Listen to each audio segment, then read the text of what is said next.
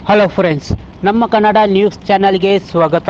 ಇಂದು ರಾಜ್ಯದ ಹವಾಮಾನ ಸುದ್ದಿ ತಿಳಿಯೋಣ. ಮುಂದಿನ 24 ಗಂಟೆಗಳಲ್ಲಿ ಕರ್ನಾಟಕ ಸೇರಿದಂತೆ ದಕ್ಷಿಣ ರಾಜ್ಯಗಳಲ್ಲಿ ಭಾರೀ ಮಳೆಯಾಗಲಿದೆ. ಮುಂಗಾರು ನಿಗದಿಗಿಂತ ಮುಂಚಿತವಾಗಿ ಕೇರಳವನ್ನು ಪ್ರವೇಶಿಸಿದೆ.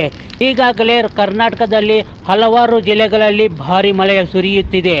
ಬೆಂಗಳೂರು ಸೇರಿ ರಾಜ್ಯದಲ್ಲಿ ಮುಂದಿನ 24 ಗಂಟೆಗಳಲ್ಲಿ ಬೆಂಗಳೂರು ನಗರ, ಬೆಂಗಳೂರು ಗ್ರಾಮಾಂತರ, ಉತ್ತರ ಕನ್ನಡ, ದಕ್ಷಿಣ ಕನ್ನಡ, ಧಾರವಾಡ, ಬಾಗಲಕೋಟೆ, ಬೆಳಗಾವಿ, ಗದಗ, ಬೀದರ್, ಬಳ್ಳಾರಿ, ಚಾಮರಾಜನಗರ, ಚಿತ್ರದುರ್ಗ, ದಾವಣಗೆರೆ, ಕೊಡಗು, ಕೋಲಾರ, ತುಮಕೂರು, ಮೈಸೂರು, ರಾಮನಗರ, ಮಂಡ್ಯ, ಶಿವಮೊಗ್ಗ ಜಿಲ್ಲೆಗಳಲ್ಲಿ ಮುಂದಿನ 3 ಗಂಟೆಗಳಲ್ಲಿ 30 ರಿಂದ 40 ಕಿಲೋಮೀಟರ್ ವೇಗದಲ್ಲಿ ಭಾರೀ ಮಳೆಯಾಗುವುದಾಗಿ ಹವಾಮಾನ ಇಲಾಖೆ ಮುನ್ಸೂಚನೆ ನೀಡಿದೆ.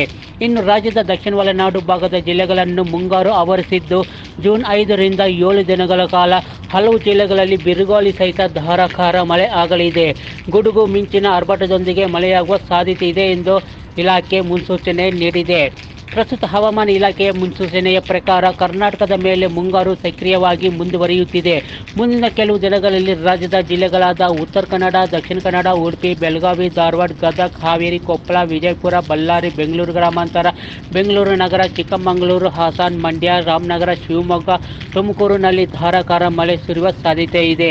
ಇನ್ನು ಈ ವರ್ಷ ಕರ್ನಾಟಕದ ಕೆಲವು ಭಾಗಗಳಲ್ಲಿ ನಿಗದಿಗಿಂತ ಸಮಯಕ್ಕಿಂತ ಮುಂಚಿತವಾಗಿಯೇ ಪ್ರವೇಶಿಸಿರುವ ಮುಂಗಾರು ಮಳೆ ಪ್ರಭಾವ ಇಂದಿನಿಂದ ಹೆಚ್ಚಾಗಲಿದೆ. ಕರ್ನಾಟಕದ ಬಹುತೇಕ ಜಿಲ್ಲೆಗಳಲ್ಲಿ ಜೂನ್ 10 ರಂದು ಮಳೆಯಾಗುವ ಸಾಧ್ಯತೆಗಳಿವೆ ಎಂದು ಹವಾಮಾನ ಇಲಾಖೆ ಮುನ್ಸೂಚನೆ ಕೊಟ್ಟಿದೆ.